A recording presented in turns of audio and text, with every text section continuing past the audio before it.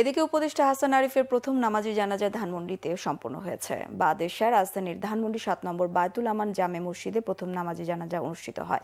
অন্তর্বর্তী সরকারের প্রধান উপদেষ্টা ডক্টর মোহাম্মদ ইউনূস সহ উপদেষ্টা পরিষদের সদস্যরা জানাজায় অংশ নেন।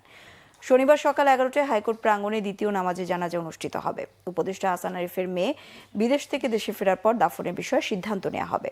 জানাজা শেষে সাংবাদিকদের সাথে কথা বলেন নৌ পরিবহন উপদেষ্টা অবসরপ্রাপ্ত brigadier general M Sakhawat Hossain.